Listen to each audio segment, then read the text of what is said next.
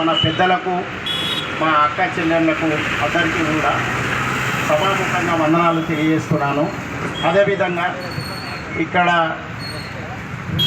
మన బహుజనుల కొరకని కాదు, ప్రతి జాతి కొరకు పోరాడిన నారీ వ్యవస్థకు ఒక విముక్తిని కల్పించిన తల్లి ఈరోజు పుట్టినరోజు.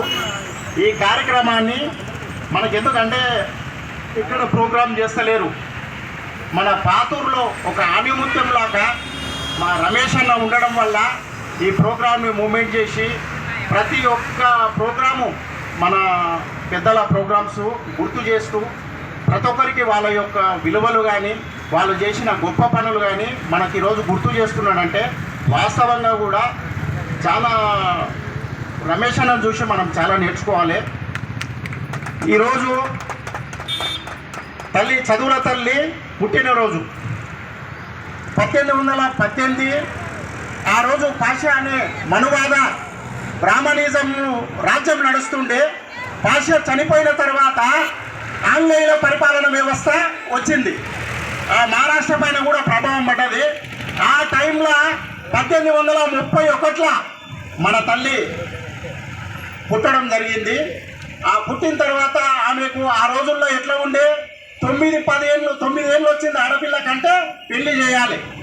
పెళ్లి చేయకపోతే వాళ్ళ తల్లిదండ్రులని చాలా ఇంకా పిల్లకి పెళ్లి చేస్తలేరు, ఇంకా పెళ్లి చేస్తలేరు అనే దురాలోచన కలిగిన వ్యవస్థ నడుస్తుంది. ఆ టైంలో 9 ఏళ్ళకే ఈమె 9 ఏళ్ళు ఉంది. మన జ్యోతిరావు పూలే గారు 12 సంవత్సరాలు ఉన్నారు, వాళ్ళకి పెళ్లి చేసిన తర్వాత ఆయన చదువుతూ ఎంత గొప్ప వ్యక్తి అంటే ఈరోజు బీసీలలో పుట్టిన వాళ్ళు చాలా గొప్ప వ్యక్తులు ఉన్నారు. మనకు చరిత్ర కూడా తెలుసు. మైనార్ చరిత్రలో కూడా మా అన్న ఎర్రసత్యమన్న పుట్టి సత్యమన్న పేరు స్టేట్ మొత్తం కూడా వినిపించింది. ఒక బీసీలో పుట్టిండు. పండుగ సాయన్న మొన్ననే అన్నది కార్యక్రమాలు చేసిండ్రు. ఈరోజు చరిత్ర చెప్పుకుంటుంది అంటే మన చరిత్రని మొత్తం నీరు కలగొట్టిండ్రు. వ్యవస్థల మనోళ్ళు గొప్ప గొప్ప పనులు చేస్తే అవి బయటకు అనిపించకుండా ఆ రోజు మనోళ్ళని చదువుకోనియలేదు. ఎందుకొరకంటే చదువు అనేది ప్రశ్నతత్వానికి వస్తుంది, ప్రశ్నించబడుతుంది. చదువు అనేది ఉండకూడదు. చదువుకుంటే ఖచ్చితంగా వీళ్ళు ప్రశ్నిస్తారన్న దురభిప్రాయంతో ఎవరిని చదువుకు అందరినీ దూరం చేసిండ్రు.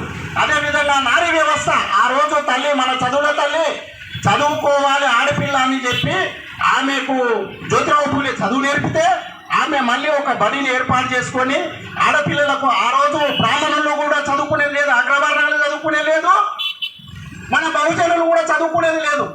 ఆమె స్కూల్ ఓపెన్ చేసినప్పుడు ఒక 10 మంది బ్రాహ్మణ పిల్లలు ఆడపిల్లలు వచ్చిండ్రు, 10 మంది వైశ్యుల పిల్లలు వచ్చిండ్రు, 2 మాదిగ పిల్లలు వచ్చిండ్రు, మాతాంగి పిల్ల 1 పిల్ల వచ్చింది. ఇట్లా అందరూ వ్యవస్థలో ఒక్కొక్కరు ఒక 50 మంది తయారయ్యారు. 50 మంది పోయి 70 మంది అని 70 మంది పోయి స్కూల్ బడులు అనేది ఏర్పాటైనాయి. ఆ విధంగా ఎంతమంది అసలు ఆడపిల్లలు చదువుకోవాలన్నా అని చెప్పి ఆమెని ఈ బ్రాహ్మణ వ్యవస్థ అనేది చాలా దూషించింది. వాస్తవంగా కూడా మీరు ఆలోచన చేయండి. చరిత్ర ఇప్పటికీ కూడా కష్టపడి పనిచేసిన వాళ్ళది చరిత్ర చూపించదు. మూర్ఖులు దొంగసాటులో ఉండి సన్నాసుల్లాగా ఉన్న వ్యవస్థ అబద్ధాన్ని రోజు మీరు అబద్ధాన్ని మళ్ళా చెప్తుంటే ఆ అబద్ధం ఏమవుతుంది, నిజం అయిపోతుంది.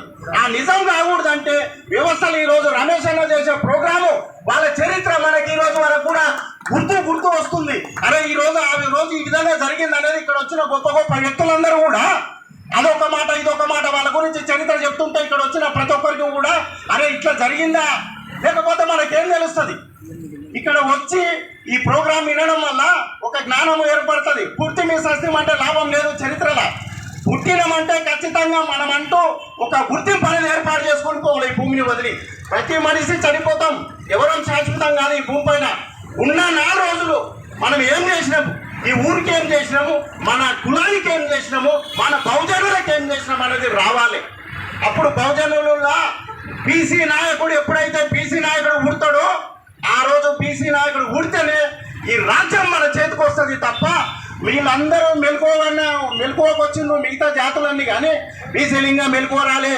బీసీలు ఏ రోజు అయితే రాజాధికారం పట్టుకొని రాష్ట్రంలో నాయకుడు అవుతాడో ఆ రోజు ఖచ్చితంగా మన బహుజన నాయకుడు ఖచ్చితంగా ముఖ్యమంత్రి అవుతాడు.